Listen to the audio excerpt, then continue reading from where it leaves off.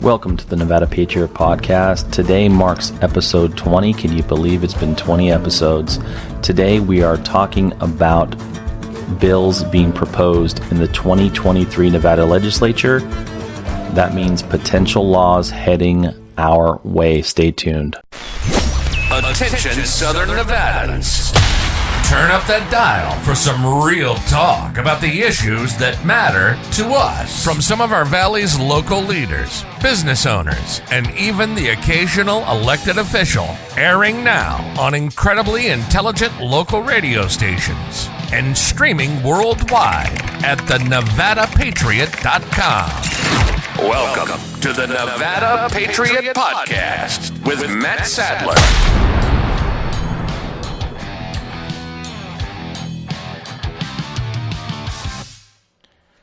What is happening, Pahrump, Nevada? How are we enjoying the wide world of woke here in good old Nye County?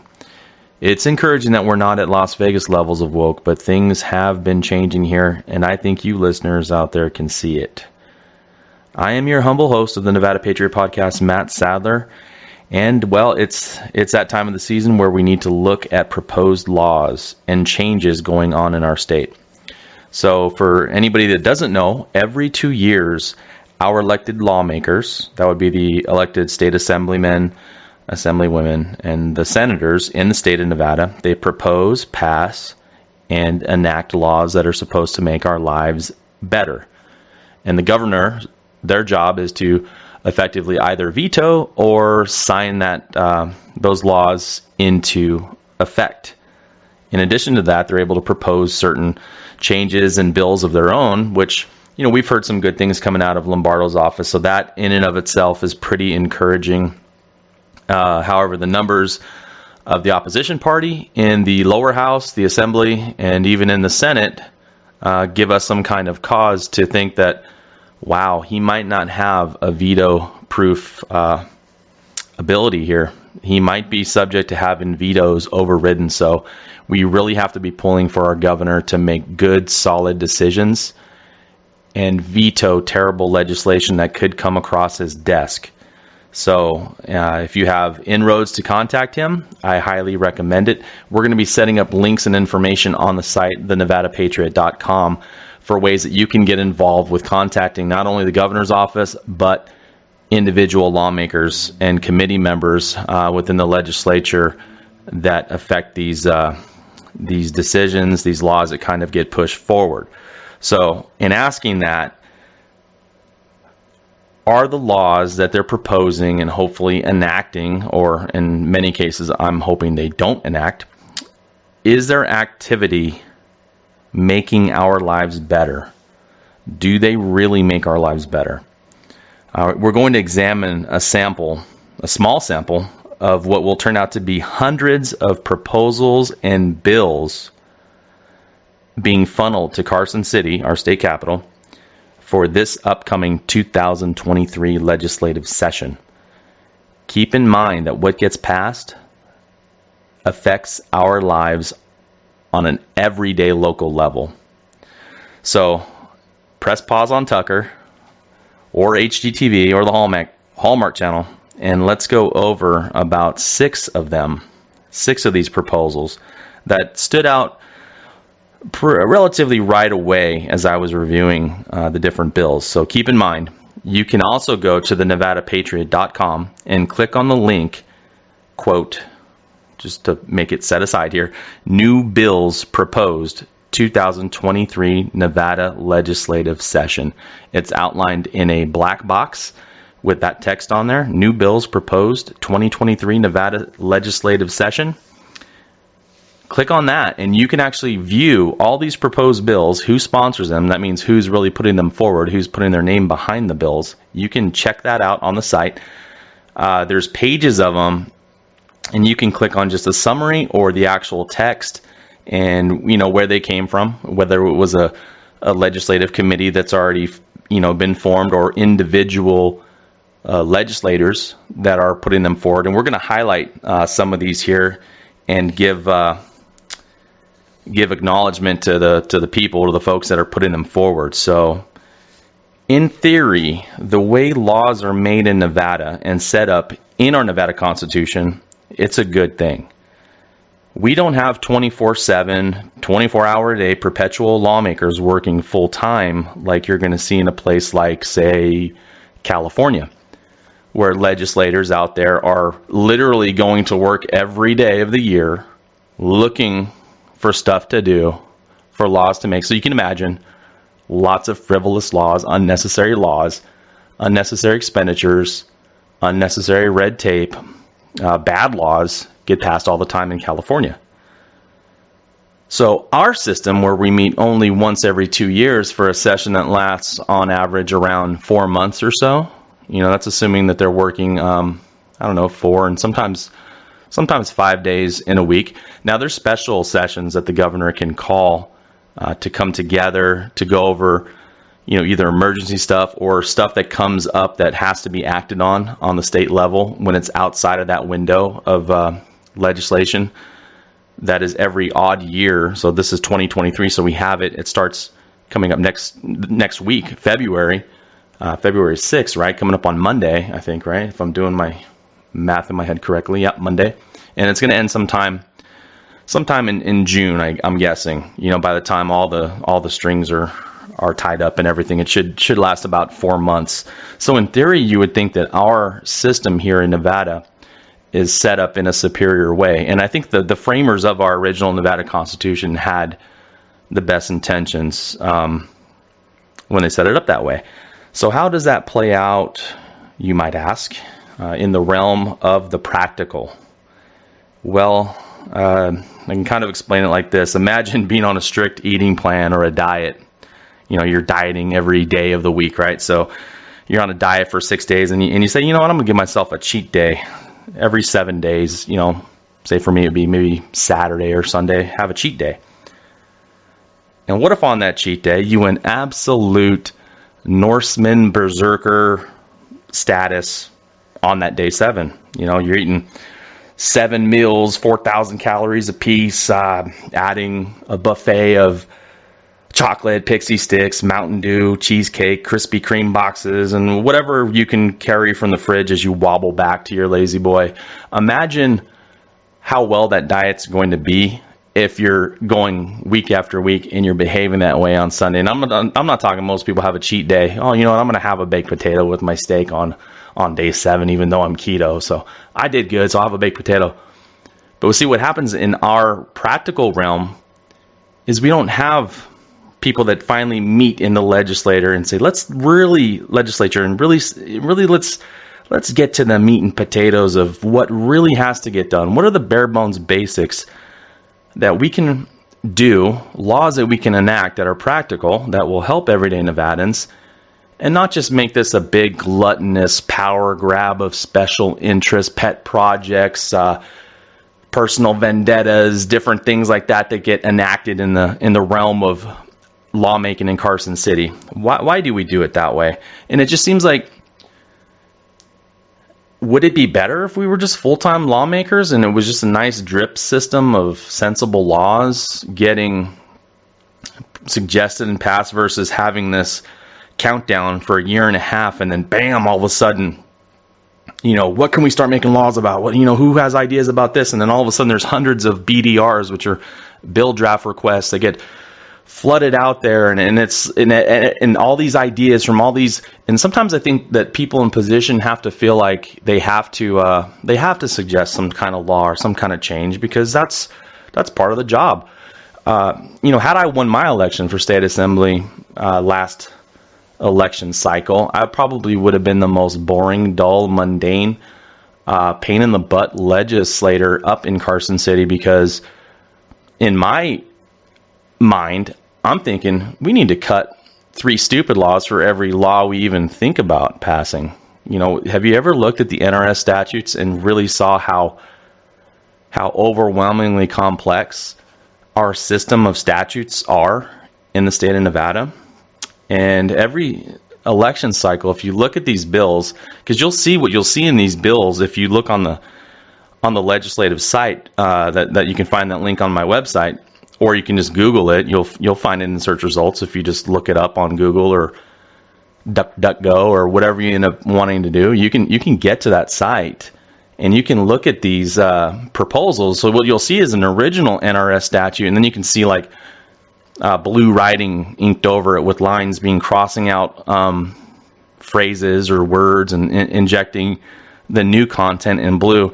And sometimes when you look at it, it's as if the new proposal doesn't resemble anything of what the original statute said. So they're going in there and trying to propose these changes that are completely changing a statute. And a lot of these statutes sometimes make a lot of sense. And by the time you look and see the edits and things on these bills, it's crazy how things can just change, and they can just change words and vote on it, and hopefully they don't have the numbers to override a veto, and our governor makes sensible decisions and, busts out that pen, that veto pen. Hopefully it's a red one, like a fourth grade teacher that's really hard on you on your math test, and goes in there and just marks it up and vetoes it all day long. Veto fest, days in a row. I hope he does that, because of so many laws that I can look at on there. I can't imagine people sitting at home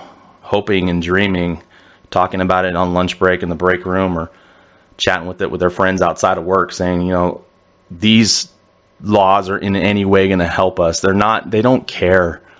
And what happens with some of these seemingly innocuous laws that you'll look in there, they're really mundane looking and boring, but maybe inside of them, the unintended consequences of getting them passed as laws and then signed by a governor would have detrimental impact on our lives in the future in ways that we don't even fathom right now. And you see that happening. We voted on, as a people, on these, I guess you call them referendums, right? Questions a few cycles back, that we voted to bring our clean energy standards and our emission levels at a certain rate by a certain time. The first threshold's coming up, I believe, in, I don't know if it's 2025 or 2030, where we have to be to 50% renewable. But on its face, of course, that looks good. Why not? We want to clean things up. We want a clean environment. I as conservative as I am, I'm ardently a believer that we need to shepherd and steward our environment, our animals, in good ways. But when we set these artificial, not well thought out standards that we have to meet in certain guidelines and certain times, I think that poses a real problem. Because at the end of the day, we need affordable energy. We need cars that can get us from point A to point B without bankrupting us. We need a reliable electrical grid. We don't know what kind of strain certain factors are going to have on our electrical grid out here in Pahrump, for instance. We've seen the last, month or two that we underwent some pretty lengthy power outages that I hadn't really experienced out here. I hadn't ever experienced that where I came from in Las Vegas, where I grew up, either. So these things are concerning to me. So one of the first bills that we'll talk about here, and I'm going to lay them out here real quick, just kind of in order that we're going to go through them, is kind of touches on that, because in the main summary of the bill, it's talking about adopting California's emission standards here in Nevada. I mean, that's the tagline of the bill. It's not that they're burying it in there. You got to read between the lines. Oh, wait a minute, I'm reading this bill. It's really terrible. Oh, they want us to be like California, dab nabbit. No, I vote no on that. No, they're actually putting it right in front of your face. Like, that's a selling point. Adopting California-style emission standards. Okay, so we'll touch on that one. Then we're going to go to another bill that is basically further eviscerating landlord rights even more. Most of the landlords, homeowners that might have a primary residence, maybe they have a rental, maybe they have two. This is really going to create some issues for these folks. And if the ultimate goal for these types of laws is to ensure affordable, accessible housing for everyday Nevadans, and everyday Nevadans to be treated fair in the rental process, I'm afraid that the practical outcome of laws like this might actually have an opposite effect. We'll talk about that later. Next bill we'll talk about is going to involve a bill that makes it law that non-citizens can become police officers or peace officers, and that they can't be rejected or held back based upon their citizenship status. So that's an interesting bill. Another one is a grandparents' rights bill. Oddly enough, this one was proposed and sponsored by a respected Republican. So we'll get into that one, and I'll talk more in depth on why I think that's a bad idea. Not that I hate grandparents. I hope to be a happy grandparent one day. My kids have grandparents that they love. I'm not against grandparents seeing their children. I'm against a law that is going to strap a parent's freedom and how they raise their children. So that's what I'm against on that. Another bill that we'll talk about is a Nevada DOC, which stands for Department of Corrections, which means, prison inmates in the system, expanding their telecommunications device rights. That's an interesting one. Definitely want to expand more on that. And so then I'm not just a negative Nancy all day long. I want to talk about one of the proposed bills that I believe is excellent, and that could really help Nevada. And I hope that that bill in its current form, or some kind of form that's very close to what it is, can get passed. So we'll end the show with that, kind of on a high note. So we're going to take a quick break and listen to one of our community sponsors. Stick around. Hey, Nye County, it's your friendly local bail bondsman here, Matt Sadler, just wanting to remind you about the 2023 Lincoln Day Dinner. It's coming up very soon, Saturday, February 11th, 6 p.m., Pahrump Nugget, $75 per person. The tickets are limited and will only be on sale temporarily, so please, if you can, get details at thenevadapatriot.com. It'll give you information on who to call or how to go ahead and reserve your ticket through Eventbrite. Again, the 2023 Lincoln Day Dinner is coming up fast, February 11th. It is brought to you and hosted by the Pahrump Valley Republican Women. Thank you. Okay, and we're back. Thank you for standing by.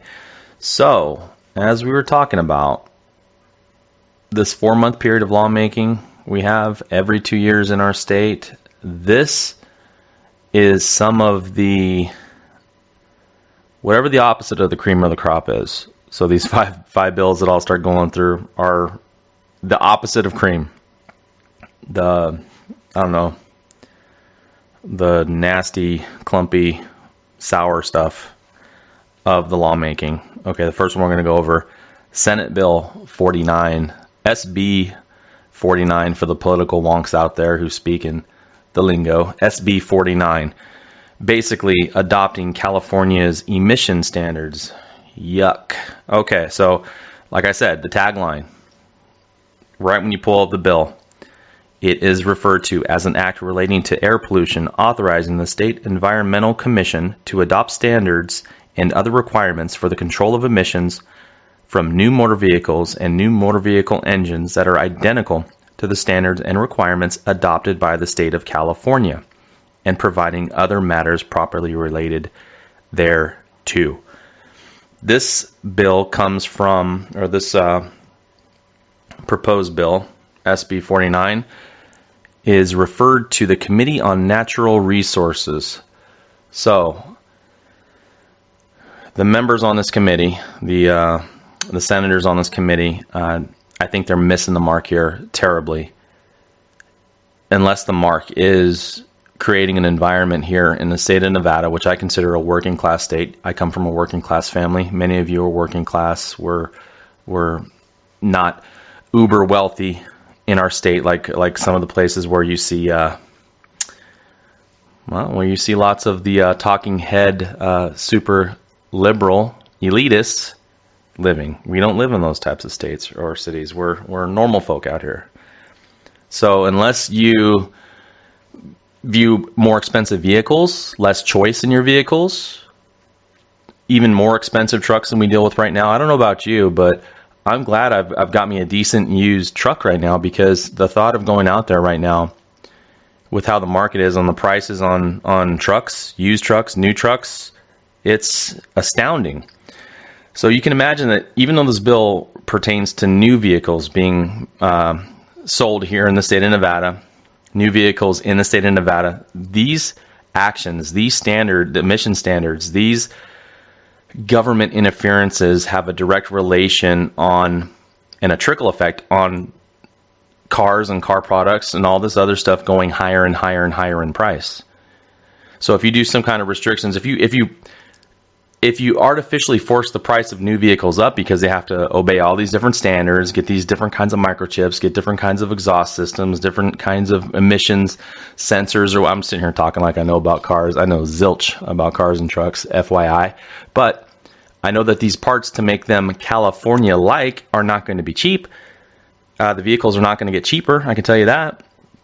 I don't know about you. Do you want to spend more than, what do new trucks cost now? Like $65,000, $70,000, and that's probably without all the bells and whistles.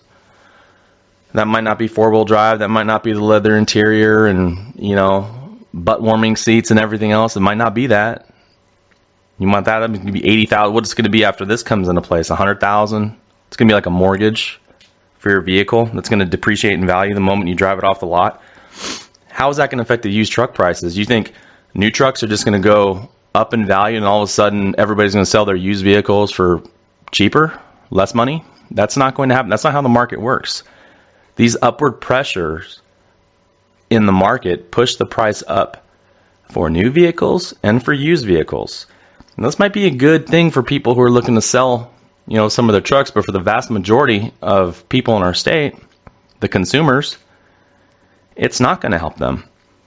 You're already paying more for groceries. You're paying more in Pahrump, especially for energy. If you looked at your recent VEA bill, I'm sure it's gone up in seemingly more than 17% for the majority of people that I talk to. I didn't know it's been colder and different things have happened, but we'll just see how the dust settles. Those things are not getting cheaper. Eggs are certainly not cheap. Thank goodness we have some friends that are very, giving with some of their eggs. I don't want to be spending what I've been looking at as far as prices for eggs right now. So this act, this SB 49, needs to be defeated, and I hope that cooler heads prevail. I hope that the Republicans in the Senate, or Republican members that are on that committee especially, do what they can to keep this bill from going out of the committee and getting voted on the floor, because if the numbers are there to override a potential veto from Governor Joe Lombardo, watch out. Vehicles are going to get very expensive in the state of Nevada. The next law that we were talking about, another one, SB, so that stands for Senate Bill 78, SB 78. I call this the Eviscerating Landlord Rights Even More Bill. So, it's an act relating to property, establishing and revising various definitions related to property. It's poking its nose in the fees and different things that landlords are putting on rental applications. Now keep in mind, fair housing laws and different laws already on the books offer basic protections, not only for the landlord, but for the prospective tenants and for tenants. So I think, I dealt with real estate, so rentals and sales from 2004 to 2013 roughly. I was a real estate agent, so I have a little bit of a background in this, and there are certain protections that are afforded for everybody on all sides of the transaction. And believe it or not, if you file a complaint with the Nevada Real Estate Division, no real estate agent wants that on their record or have to deal with that. They can be brutal. So I would say that the majority of real estate agents I dealt with were fair-minded, cognizant of buyers' rights, tenant rights.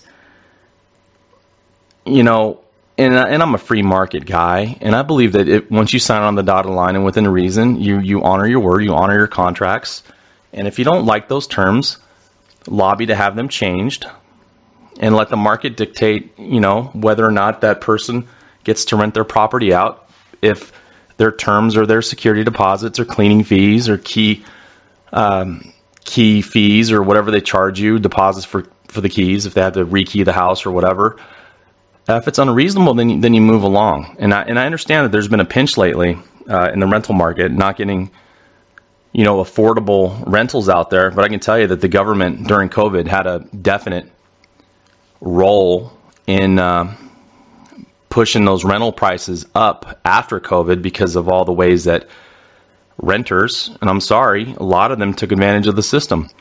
Renters that could afford to pay rent were now incentivized to not pay rent. I'm not saying everybody.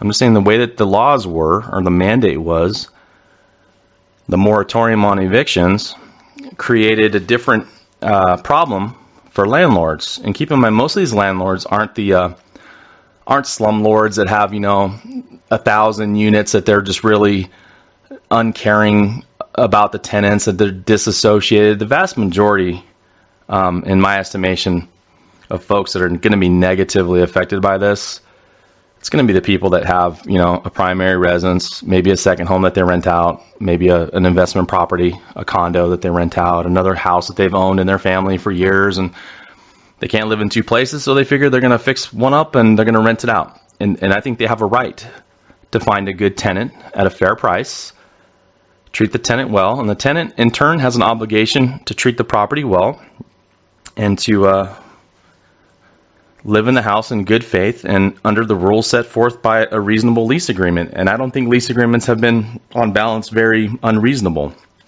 So one of the aspects of this SB 78 that's very disturbing is that, in my experience as a landlord briefly for a year or two, in my late 20s, early 30s, I believe, was a few tenants that just decided they weren't going to pay rent. And really the only method I had by which I could collect the rent, or a portion of the rent, to kind of make me whole again was by, I hate to say it, threatening to put the person in collections. Because, maybe they want to protect their credit score. They want to be able to go out there and, buy a car after hosing their landlord and go buy a new car at a dealership or CarMax or wherever. So they don't want their credit to bomb. So this law would make it no longer legal to put tenants in collections, regardless if you have easily provable missed payments, different things like that, more rents that just hadn't been paid for months, without make it illegal to do that unless you first get a conviction, a judgment in court against that tenant. Ask yourself, what then is a tenant or a landlord going to do to avoid having people not paying him rent? They're probably going to up the standard by which they're going to approve renters in their homes. So maybe before, if you had a credit score of, say, 600, which can get you a lot of things, but it's definitely not as good as having a credit score of 720 or something. Now that 600 person who might have easily been able to get into a contract, that landlord might not look at that now. Maybe he's going to hold out, he or she will hold out and really get that tenant who not only has a great job that's verifiable, that has a great credit score, great rental history and all that. It's going to maybe price some of these folks out who could otherwise get the housing. Because I know as a landlord, I don't want to sit there and pay somebody's life expenses month after month after month. And I have to go through the expensive, tedious process of filing court paperwork, taking them to court, getting either a default judgment or prove my case in court that they owe the money. That's an expensive, tedious process. Who wants to go do that on their spare time? Not me.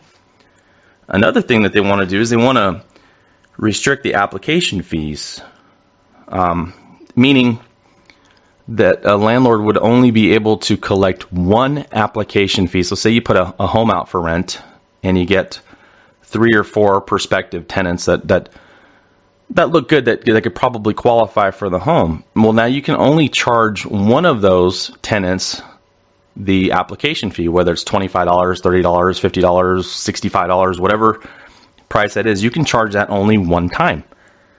And the other tenants get to apply for free, basically. So I guess their thinking was that, people are out there renting out properties and just collecting 5, 10, 15, 20, application fees, which if you're $50 a pop, 10 of them, that's $500, right? So yeah, I bet there was some shady landlords that were doing stuff like that on purpose, maybe collecting rental fees, application fees, while they're intending to rent it out to somebody else. But you don't throw the baby out with the bathwater. You don't create a new one-size-fits-all law that's gonna confine everyone to this, because when you run a tenant's credit score, all these different things that you have to do, and management companies out there can kind of back me up on it. Those things aren't free when you're running those checks. So when you run somebody's credit for, a rental, and if you're conducting your own little questions, calling their places of employment just to verify employment, different things like that, to not have to collect a minor, relatively minor fee for that, for each time you do that, that's the government stepping in to where it shouldn't be stepping in. I don't think that's a good thing. Another aspect of this bill is going to shorten the security deposit return time from when you exit a property as a tenant. The landlord used to have 30 days to return your money and give you an accounting for the security deposit. So if they were withholding security at all out of that deposit, that you're going to get an explanation of why they're doing that. If there was damage to a property, the rug or wall got busted up, or whatever it is, they give you an accounting and then they give you back the balance. It used to be 30 days. Now they're making it 28, which seems kind of, they're trying to gain a little ground there, I guess, for the tenant. Well, that's all fine and dandy, but there's also something in there that states that if the landlord does not complete that in its entirety within 28 days, they must give the entire security deposit back with no exceptions. So again, landlords are going to have to be a little bit pucker butt, right? They're going to be very. Now you've got their attention, right? So their attention is going to be on, I've really got to look out for my own self-interest because the government is ready to stick a fork in my back at any given time and in favor of the tenant over my rights. So they're going to scrutinize applications for prospective tenants. And what effect is that going to have on, quote, fair and affordable housing that all of our leaders always talk about, right? I think, the Debbie Downer in me might be saying, well, maybe this is all by design. Maybe this is by design so that the government can enact policies, can enact laws that are going to force folks to be dependent on the government, right? So when all the folks kind of band together and say, look, we can't get into affordable rentals now, so we need some kind of help. So they're going to push through, I think, low-income housing projects in the urban areas, and as we're seeing now, and even in the Prump area. Now, I think that's a good thing. I think people should be able to live and work in a community where they can afford, a decent home. I'm not against that. I'm for that. The only problem is I don't believe that the government does a great job by dipping its nose into the market and disrupting things and causing all these unintended consequences, or you could say they are intended consequences, because once you are dependent on the government to take care of all your needs, and we all saw this with different people we knew during the pandemic time, able-bodied folks were deciding not to work when they could, to lack of a better word, game the system, to kind of milk it while they could. And what it's done is it's kind of it's created this culture now, even in this community, where often we're not worried about making it happen on our own. We're not lifting ourselves up by our bootstraps. We're not finding a solution to our own problems in life. We are giving a lazy swing of the bat, missing the ball terribly, and then looking up toward the government, to help us out, to get us to first base, to get us all the way around. And that is an unhealthy recipe in a community like ours. So again, we're going to take another quick break. We'll be back after some community acknowledgments and sponsorships. Stay tuned. Veterans Crisis Line. Dial 988. Veterans Crisis Line. Dial 988. Then press 1. Someone is available who cares. Someone is available who will listen. Someone is available who will help. Veterans Crisis Line. 988. Hey, it's Matt Sadler with the Nevada Patriot Podcast. You can catch my show right here on 97.7 FM every Saturday at 6 p.m. with encore episodes again on Tuesdays at 6 p.m. In fact, tune in at 6 p.m. each night to 97.7 FM for entertaining and informative shows brought to you by different hosts with different points of view and different perspectives. This is KPFF 97.7 FM, where the First Amendment lives. God bless. Okay, and we are back here at the Nevada Patriot Podcast with Matt Sadler. Feel free to reach out anytime to the show. Go to the site, thenevadapatriot.com, or look us up on Facebook, the Nevada Patriot Podcast with Matt Sadler. We have a page there. Reach out, send a message privately if you want, or publicly. I don't really care. I know I'm not going to be 100% in agreement with every single one of the listeners, but I always invite a good dialogue, so feel free to reach out. You'll get a response from me, and maybe one day it can lead to another topic on the show, or maybe having you on as a guest. So keep that in mind. We're moving right along, because if we keep delving too deep in some of these bill proposals, we're never going to get through this show. We'll be going on for hours and hours. So we're going to move along now to an Assembly Bill, AB 30. So Assembly Bill 30. This one is the one that okays non-citizens to be peace officers. So the act kind of reads on its little summary: it's an act relating to peace officers, authorizing the employment as peace officers of persons who are legally authorized to work in the United States under federal law, prohibiting the Peace Officer Standards and Training Commission from adopting certain regulations and providing other matters properly relating thereto. So here's the thing: it kind of packages as, kind of makes sense on its face, right? So if someone's authorized to work federally authorized and okay to work in the United States, then why not let them become a peace officer? I think fundamentally, when you're upholding Nevada laws, Nevada revised statutes, the Governor Lombardo, for instance, has spoken a bit on this, and I'm in agreement with what he said. He's taken a stance that he believes that it's a necessary thing for an American citizen to be an American peace officer in an American city or town or county. And to me, that just makes sense, right? Nothing against folks that are here legally, that have a legal right to work here in the United States. I don't believe our state government has the right to go in there and then mandate. I believe that the government that works best governs least, and governs best when it's governed best at the most local level possible. So when I see a state coming in and telling our Nye County Sheriff's Office, for instance, what to do, how they're allowed to hire people, or what they cannot use to disqualify somebody for hiring, I think they're overstepping their bounds on a litany of issues. I remember taking a public stance years and years ago against the state law mandating body cameras. Now, do I think that the body-worn cameras by officers and deputies are a good thing?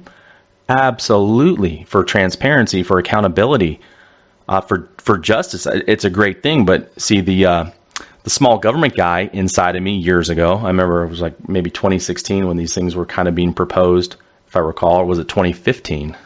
Man, it's probably been a while.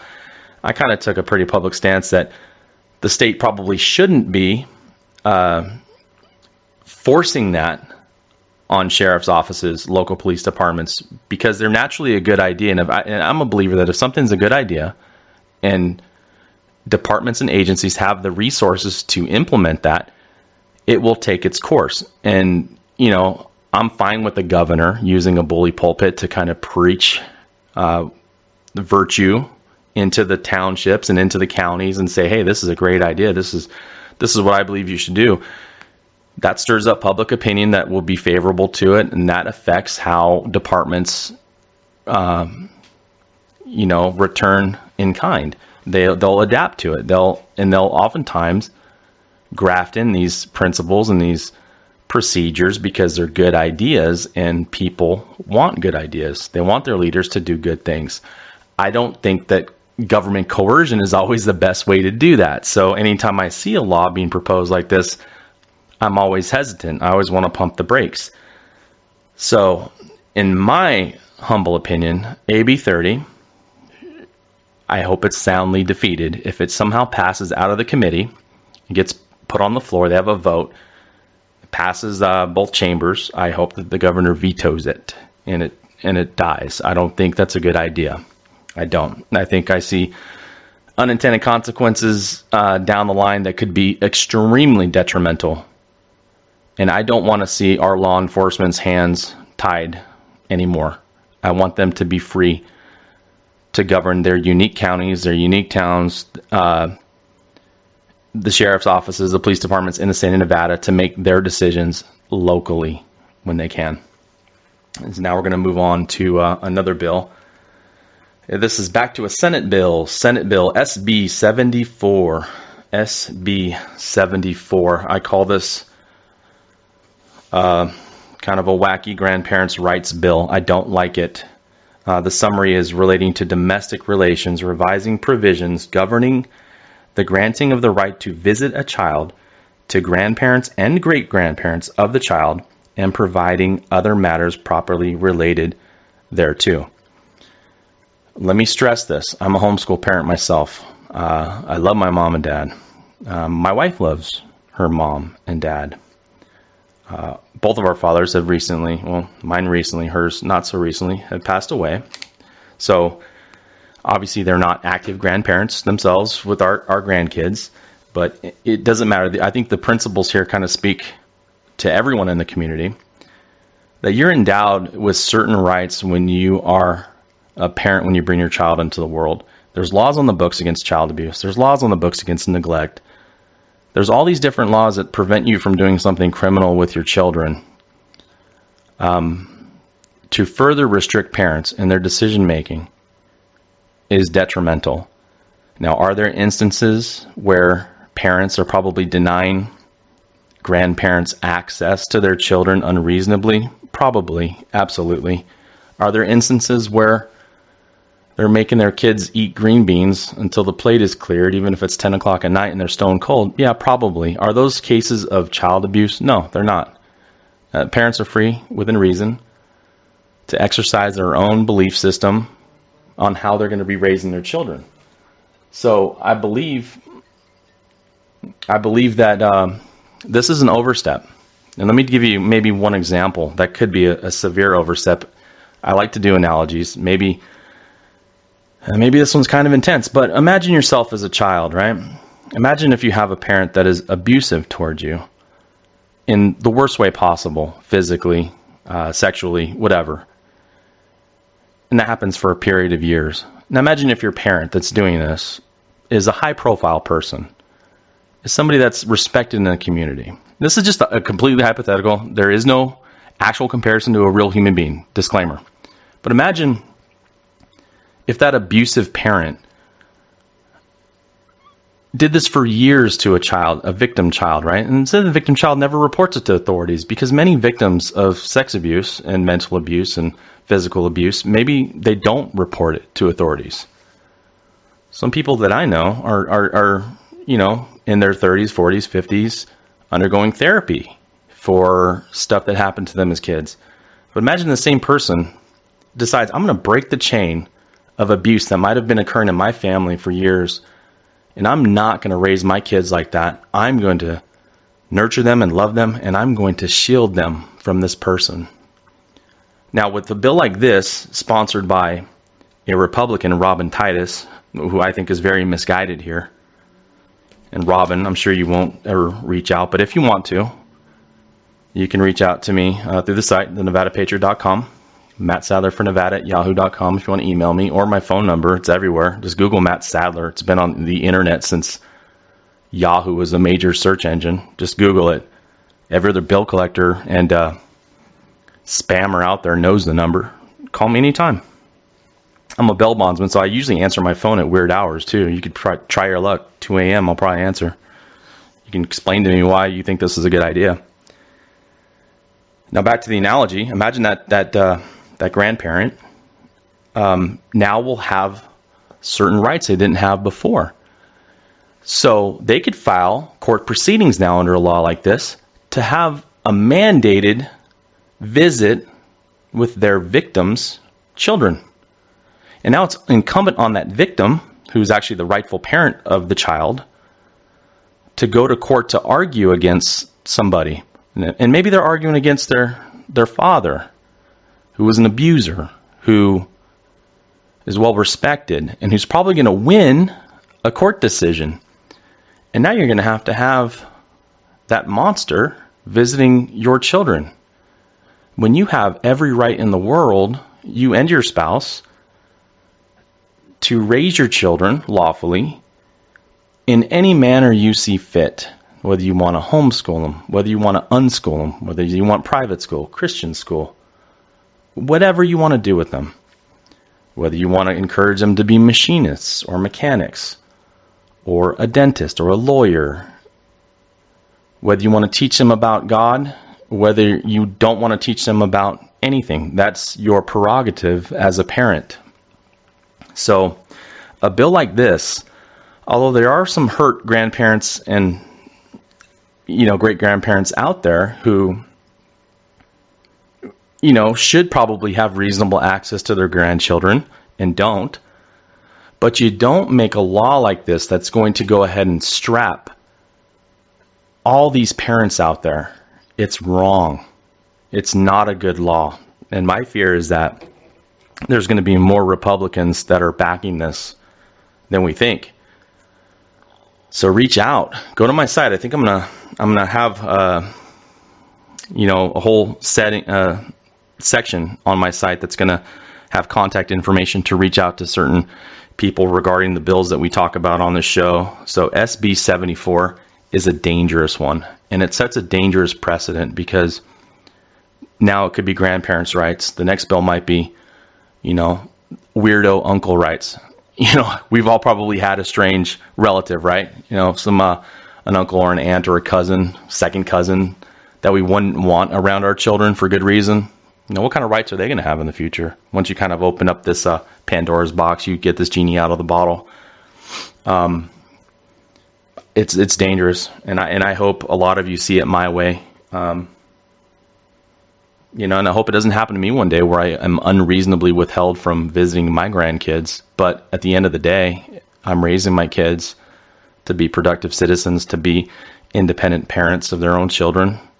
And I will trust their discernment with whatever avenues they take, because my say in the lives right now of their future, of my future grandchildren, my only right is on how I'm raising my children.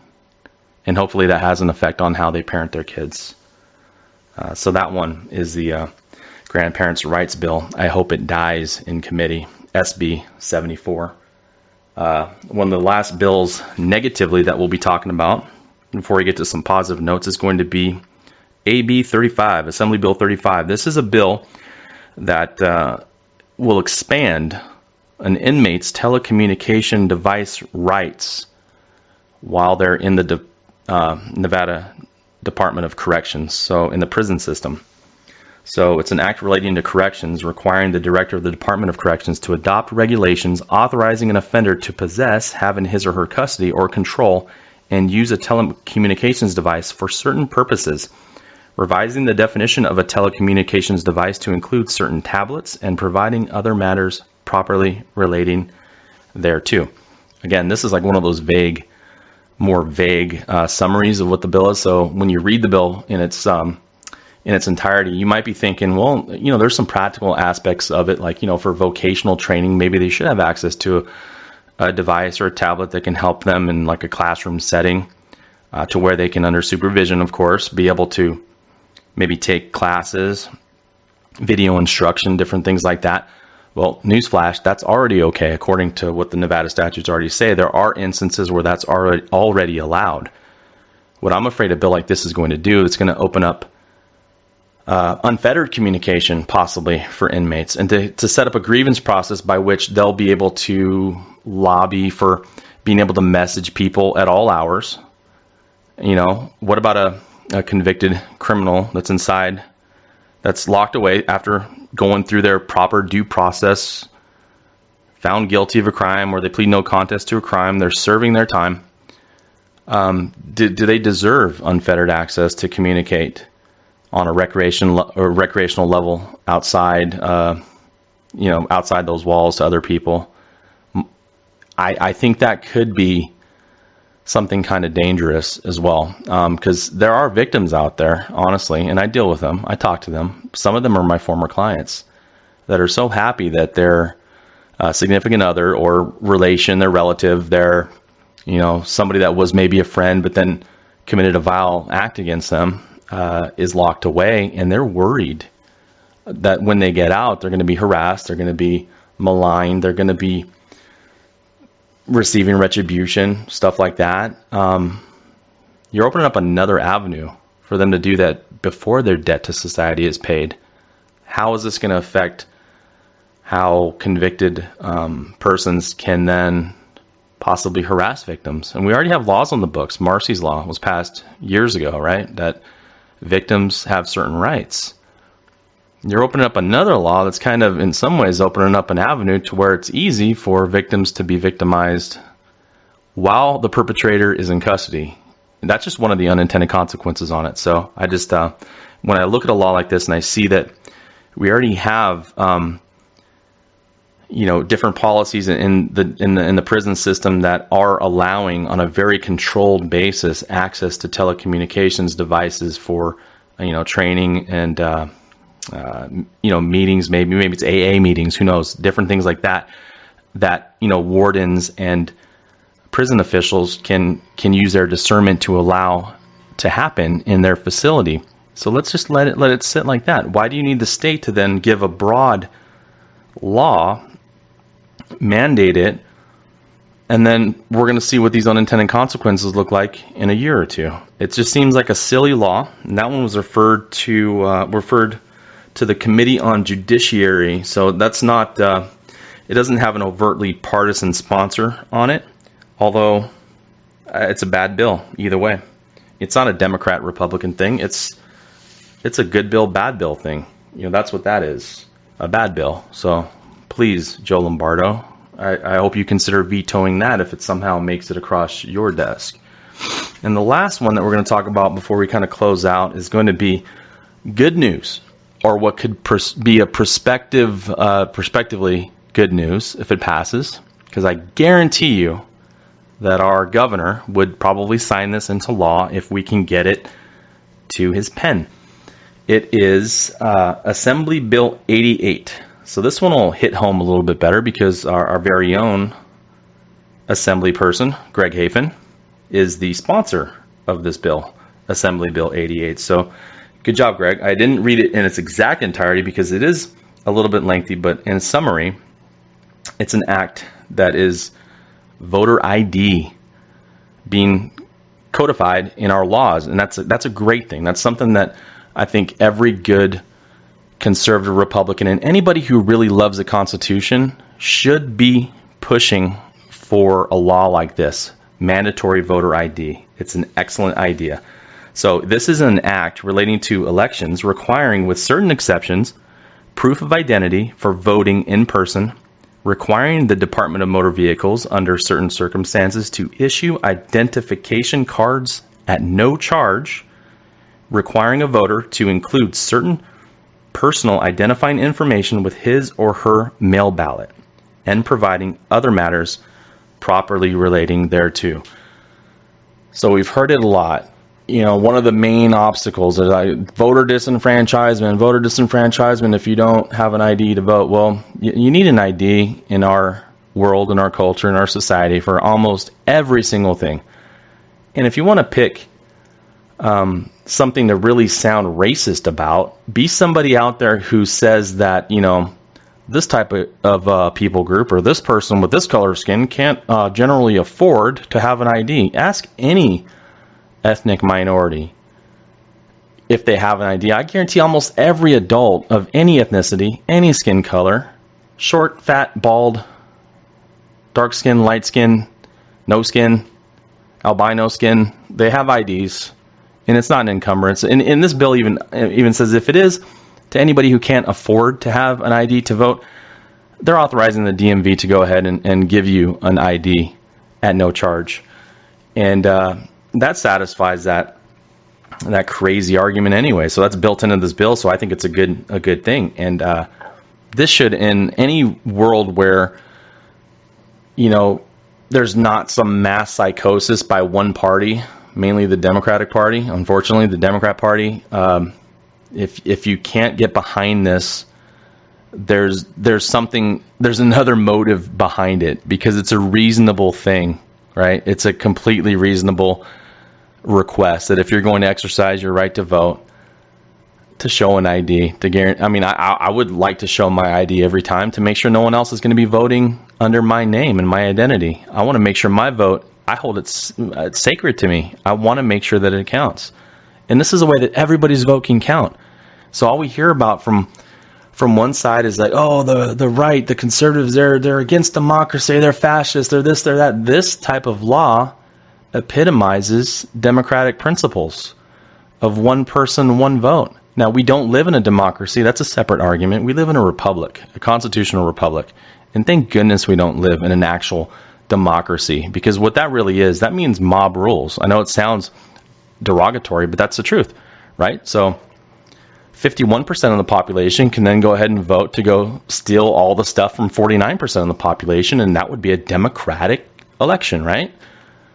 But it wouldn't be moral or ethical.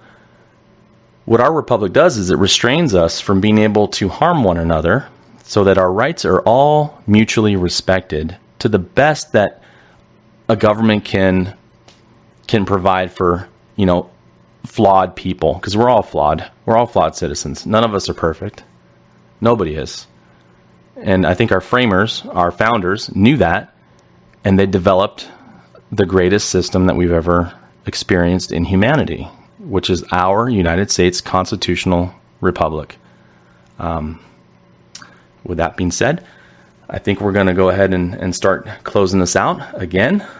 Out of all the bills, keep in mind that last one, AB 88, Greg Hafen was a sponsor of it. I hope it gets a lot of traction. I hope it gets voted on, and I hope our governor signs it into law. I hope that will be one of several bills that make it through, because I'm sure there's some more good ones in there. And we're going to do another show in the future about more of these proposed bills as we get closer and closer to where they start, passing a lot of these laws. And again, we want your feedback. We want you to let us know what you think. Reach out to me again, Matt Sadler for Nevada at yahoo.com, or find all of our, contact information on the site, thenevadapatriot.com, where you can also see these dozens and dozens and dozens of bills that I was looking through before I did the show this week. So bless you all. Enjoy your evening. And until next time, Patriots, God bless. You've just spent some of the best minutes of your life hanging out with Matt Sadler at the Nevada Patriot Podcast. Thank you for listening.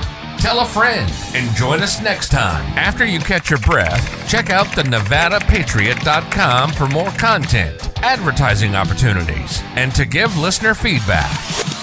That website again is the NevadaPatriot.com.